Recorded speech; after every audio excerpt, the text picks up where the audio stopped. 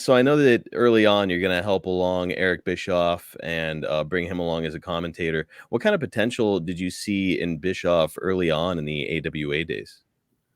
Well, I really don't remember too much with Eric commentating in the AWA. He came in doing some sales job. He was selling products and stuff. And one day, our announcer, Larry Nelson, who did all the interviews for some years there, all the boys were there to do interviews. No Larry Nelson. Larry Nelson disappeared from the face of the earth. It turned out like he had 4 DUIs and got busted again and was going to go to jail. So he left Minnesota and disappeared. Wow. He left the stuff all behind in his apartment, and then he just disappeared. Years later, we found out he was down in the Florida Keys somewhere. But the funny bit was they're looking around, they're going, yeah, we need someone to interview the wrestlers. Hey, Vern Gagne said, hey, you, Eric, you do it. And Eric was like, huh? Because he never did that mic stuff before. Yeah. I was the very first guy Eric ever interviewed. How'd he do?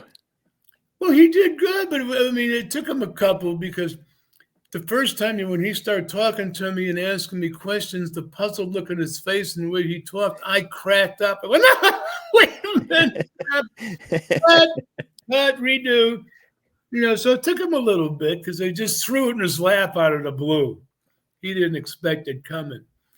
But then, down the road when it came to WCW and stuff, Eric did a good job. I mean, he really did a great job of, especially in the New World Order, of getting himself over. He had a true heat at a time when everybody was dirt sheeting and not caring.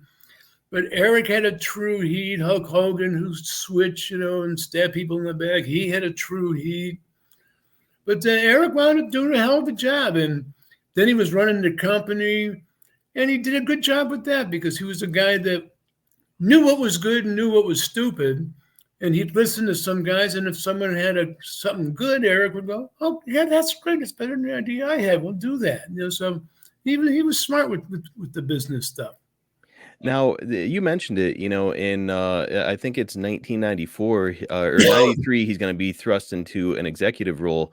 And then he's actually going to become the senior vice president the next year. Like when you're seeing this, a guy that you helped to mentor and bring along, and he does credit you with helping him on commentary and stuff. Like when you're seeing it now, all of a sudden, like, oh, this guy went from being a guy who I'm training to all of a sudden, like, okay, he's my boss. Like, how were you feeling about that? Well, it felt good. I mean, I had a good position with the company, a good contract. Me and Eric got along good. But I really didn't have to deal with Eric a lot because I did the commentary. Like I said, I worked a day and a half a week. So Eric's working his butt off every day. I'm on the golf course mostly every day, And then I'd come in and do the commentary or fly out once a week to wherever Nitro was.